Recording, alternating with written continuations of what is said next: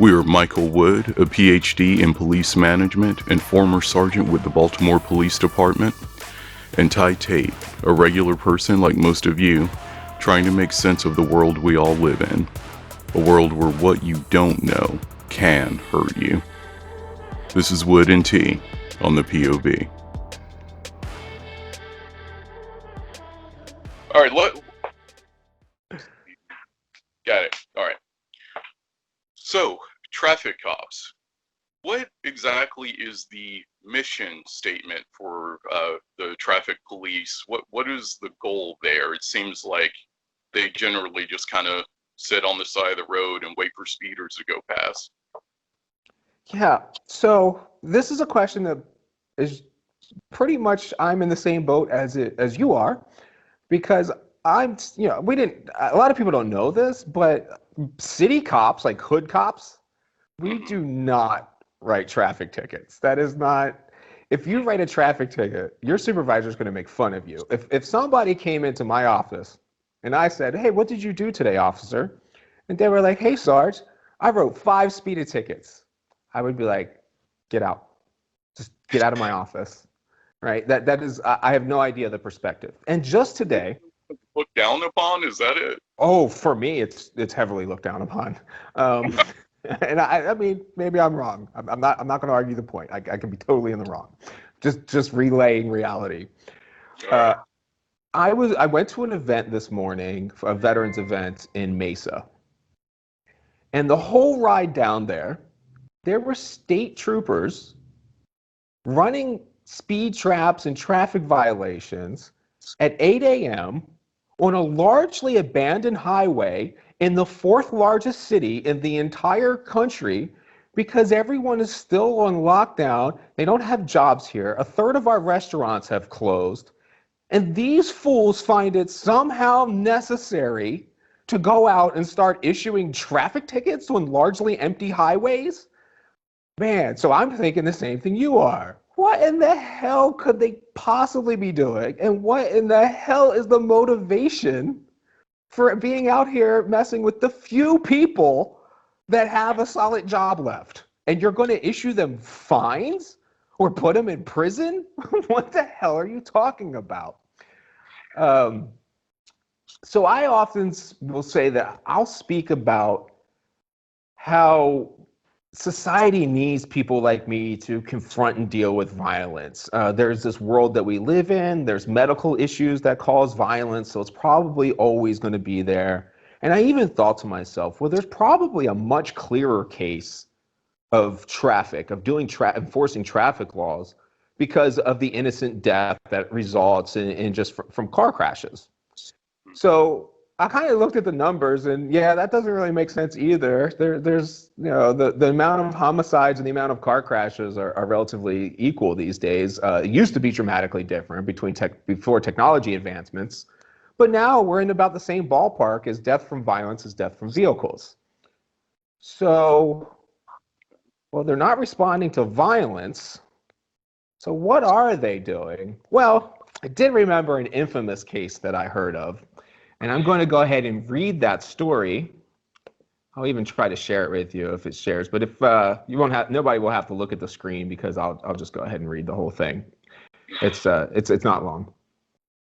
So this is an article in insurance.com by Karen Aho. So I want to make sure we give her credit. It is called "The Town That Lived Off Speeding Tickets." Now, I heard about this story a long time ago, so I went and pulled it back up. Randolph. Oh, really? That's so funny.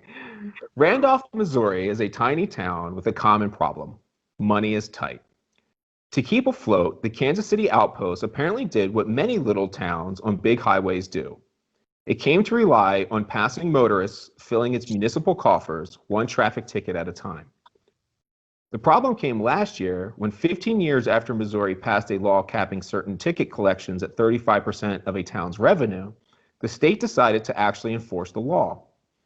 It's unclear why state auditors suddenly opened the town's books, but upon doing so, they discovered that Randolph, population of 47, had collected more than 3/4 of its $270,000 budget the year before from traffic fines issued on state and federal roads.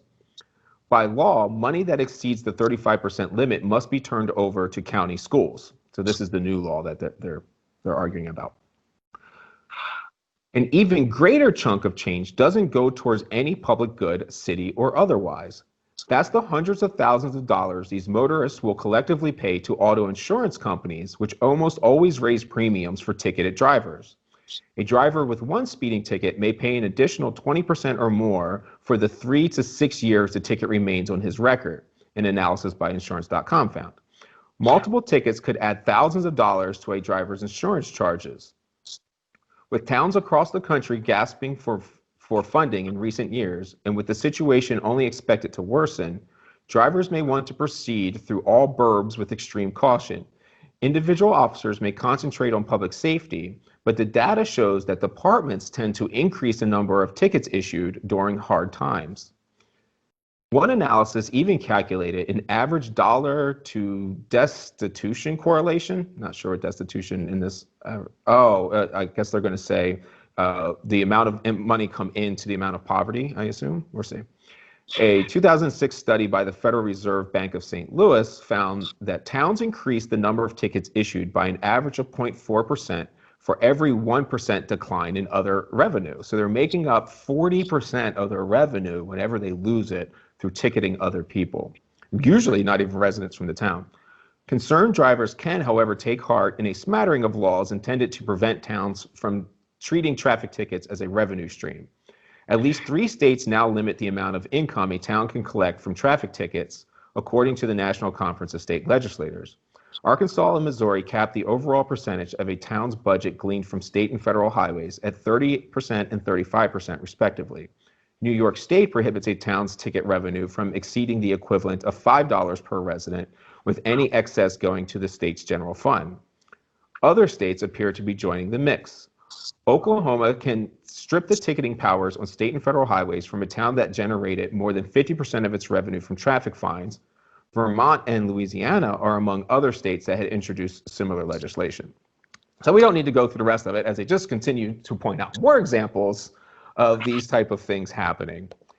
And I guess at this rate, we can't meet many other conclusions other than police are using traffic cops to bring in revenue for a city. I don't know what else we're supposed to say. It's almost a joke to be around me when I leave you, because I almost always say whenever a conversation is ended, I tell them, hey, be safe. Remember, driving is the most dangerous thing that any of us do. But it doesn't seem like from the police perspective or from the government perspective that any of this has anything to do with safety. So, well, and here's the other thing that I did. Since I don't know this, I started putting out feelers and I started asking questions on LinkedIn and social media and stuff to find other cops and ask what they were judged with as from their bosses. Like what, the same thing. So when one of my officers came into me and he's like, I wrote a traffic ticket. And I'm like, what are you doing? What do their bosses say?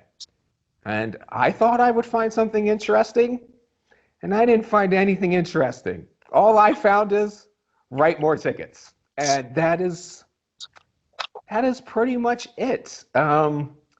I went to crash reconstruction school, so I'm a certified crash reconstructionist, and those are mostly traffic cops. And I talked to them. They were in other jurisdictions. They weren't from the city.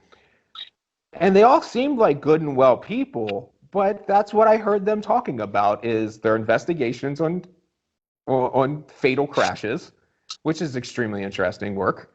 And then their busy work of writing tickets on people. And I think they feel like they're doing good. I just haven't seen evidence that says that. So, I mean, when traffic crashes drop and you see a lot of improvement in traffic fatalities, it coincides with things like the invention of seatbelts and the invention of airbags and crash safety standards. And the National Highway Traffic Safety Board, or administration now, is very adamant about investigations and what we can do to prevent fatal crashes in the future. And I realized that I've read a lot of those reports, just like how being a drone pilot, the same thing happens with airplane crashes. Everybody cares about trying to figure, in the crash reconstruction world, trying to figure out how to reduce the fatalities and the like how these things happen. You know, if the road is angled at a 25% slope, and they will literally find out that a 25% slope contributes to crashes, so all roads should be 4 degrees or less slopes. And that's why your roads are designed the way they are. That's why your curves are the way they are. That's why you see surveyors out with their goggles looking all over the roads. They're trying to make sure all of these things fit from lessons learned. But never have I seen in any car crash or any airplane crash that the solution was more enforcement on the operators of vehicles. So I almost feel that we're entirely stuck at revenue collection. And that's it.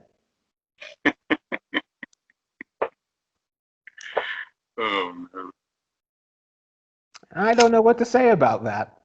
When I hear, about some crash or whatever on the news or in whatever media, and you'll hear the person say, or it's written that speed had no impact on what occurred, right? Speed didn't play a role in why this person crashed into somebody else, either like they weren't paying attention or brakes failed or whatever. But I can't even remember when the last time is that I heard anyone say that speed was a factor. And I mean, it certainly is a factor at times, but it's usually because like the person's drunk. And so, yeah, you'll see that community go after drunk driving and DUIs very heavily. So, I mean, that's pretty much the only traffic I ever did because that's an arrest. But anyway, I guess there is that. So if there are cops that focus on driving impaired, that makes a lot of sense. But even if you do that, you're going to end up in the same paradigm that we end up in regularly. You will end up looking for driving under the influence and then catching up regular old people with moving violations in the same process, the same thing that I do, responding to violence. I wait for violence. When violence isn't around, I get bored. And my bosses want me to do something, so I go find other things to make arrests for. And I imagine that's the same thing that's going to happen with traffic cops. So at best, impaired drivers.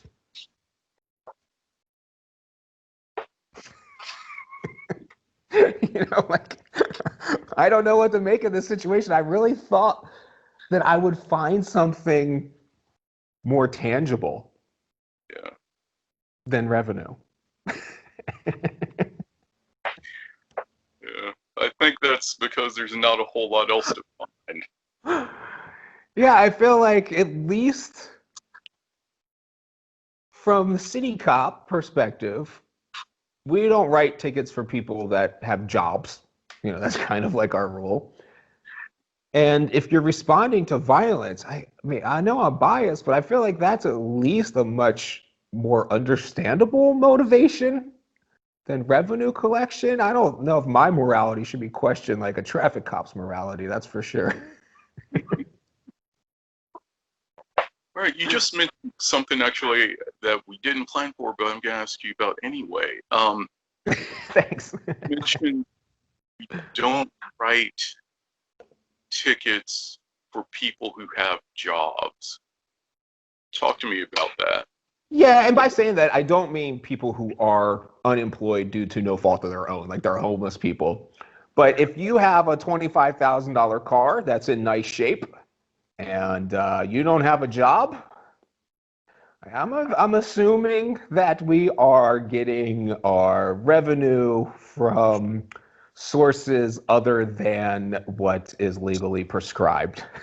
And so if you were a participating member of society, if you were the church lady, if you were going to the store with somebody else, even if you were hacking, I mean, that's an illegal taxi cab. One of my biggest pet peeves and easy things to point to when it comes to institutional racism is that driving a taxi cab, not being a taxi, was illegal, and lots of people ended up in jail for this thing. It's called hacking or operating an unlicensed taxi until upper echelon elites from Silicon Valley started implementing a program to do so. And then suddenly, it's fine to not be a taxi cab driver and run around and pick people up and collect fares. Yep. That doesn't make much sense to me. So by jobs, I mean anyone that is actively participating in the community in a positive way. That was just a free pass. If you're doing 50 and a 30, there was no way that I was locking you up as a normal citizen. And sure, plenty of drug dealers and stuff there, especially upper ranks, are going to be able to trick me. I get that. But, the traffic is for thugs in a city. That's what it's for. It's to get to guns and drugs and really nothing else. I feel like if you just, in a city like Baltimore, legendary violence, glorified Hollywood violence, if you came to be a cop here to write grandma a traffic ticket, I just don't want you.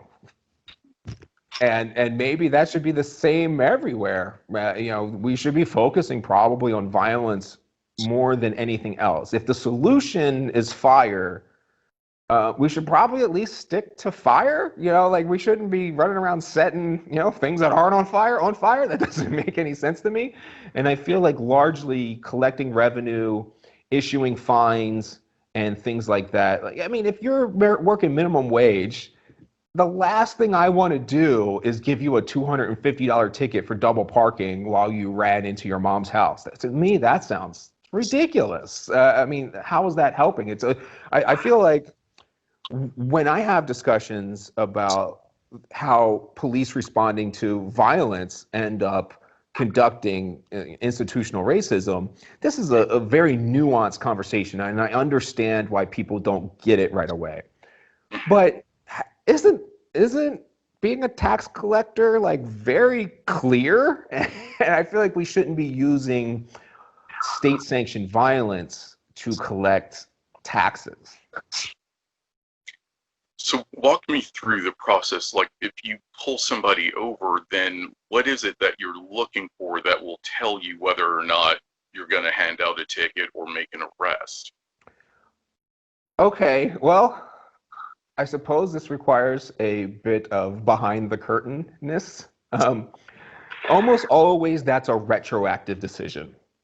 And by that, I mean, say I have a suspicion. There are vehicles. Let's be honest. If you're driving a tinted out Crown Vic in the middle of Baltimore and you're thumping some music, the odds of you getting pulled over are super high. There are certain indicators that the criminal underworld will express. They talk about things like felony force, which is a bunch of air fresheners in your car. Things like that will tip somebody off. It's dumb things. So if I start to see normal things like your behavior or the way you stop or reaching, dipping, any of these weird kind of things, what I do is I dig. And then I'm asking you questions, I'm getting you out of the vehicle, I'm looking around. People think that the cops can't look in the vehicle. That's preposterous. Of course you can. You can stand outside on a public street and look anywhere you want. So you look in the vehicle, you start seeing things, and then if you have a way to go in and search the vehicle, you go in and search the vehicle, you run warrant checks on everybody in the vehicle, and then usually you're going to end up making an arrest for whether there's narcotics possession or something like that. Sometimes you even, you could find $15,000 cash, and the odds are you're going to take that cash. Things like that, and then you retroactively write the report that you pulled the person over for this traffic violation, and this led to an investigation, and then you found these things. So almost never do you, I really have no intention of actually writing the ticket. unless the investigation went somewhere. Yeah, it's another example of like skewed police stats where people will generally think that if a cop pulls a person over for a traffic violation, that's going to be documented and charged and sent up the system, and almost always that's retroactive. So the numbers that come out will be like, oh, isn't that crazy that the Baltimore police only pull over 16 to 24-year-old black males and then lock them up? No, it's not, because we just let everybody else go and didn't document it. We call whoever it, and I'm always going to tell you this: black males commit the vast majority of violence that are ages 16 to 24. So you're always going to have your numbers skewed towards that group. That's why I got to use it. And so whenever you see that stat, you're going to, it's almost like you obviously, you're like looking at the numbers and saying, this obviously means this racially biased thing, that cops are racially pulling cars over. And I'll be like, no, it means nothing of the sort. It means that those people got arrested and other people didn't, because I'm not going to bother spending 35 minutes issuing a warrant to running up and issuing repair orders and a traffic ticket and a warning probably for something else, and an FI, a field interview receipt for your grandmother who was just doing 10 miles over the speed limit and was driving a tinted out Crown Vic. I'm going to see that window roll down, and odds are I'm probably going to turn around and walk back to my car and be like, oh, sorry, ma'am, I was looking for a different vehicle. I mean, who knows? But it's not going to get documented in the way that actual arrests get documented, because that's going to court, and then you need everything to be perfect, essentially, if you're going to have a good court case. And I mean, that was always my goal. I wanted to write a report that was so good, no defense attorney would dare put me on trial or waste my time in court. So I was always trying to write these really good reports, which means every dot has to be connected. But I mean, the truth is, am I really going to go through that effort when the investigation didn't lead anywhere? No, I'm not going to. Okay. How does that make you feel?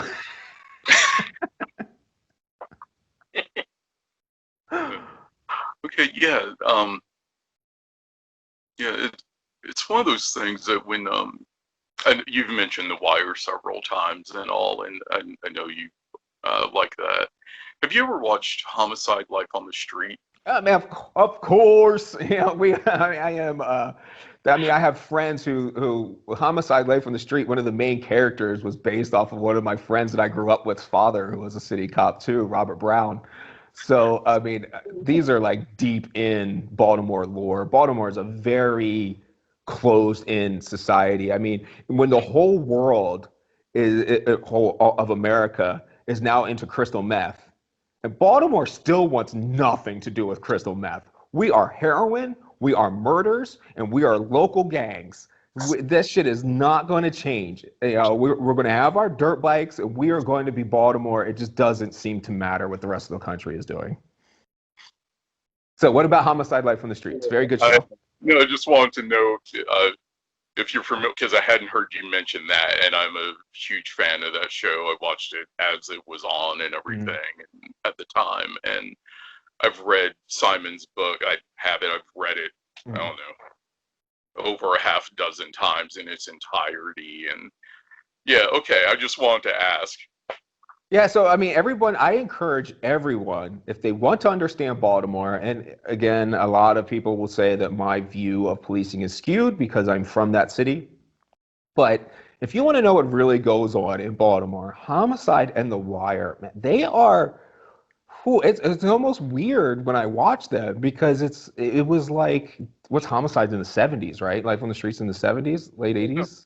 90s. So 90s, but what was it based on? Events from the 80s at least? Yeah, late 80s. Yeah. So Simon year, like I think from like 88 to 89. Okay. So I'm sitting there watching those things in the late 2000s. And it's like, oh my gosh, this is how we act. It's 2009 and this is oh my God, they're on the same corner. This is the same, and it still looks exactly the same. It's the same. It's like the characters that you see in The Wire and Homicide: Life on the Streets are still the same characters on the same corners with the same things happening. Since we have written records of Baltimore, that place has been the same damn place with the same damn events. It is kind of amazing. So if you want to watch those things, you will get an in-depth view and look at the closest to reality I've ever seen when it comes to policing. Nice. In The Wire, it's pretty funny too, because like when they do these things like take thug kids and drop them off in the middle of the county without their shoes on, like it's like, oh no, I know like 4 people that did that, you know, and then you're like, well, wait, if everyone knows that cops do that, how are they still doing that, you know?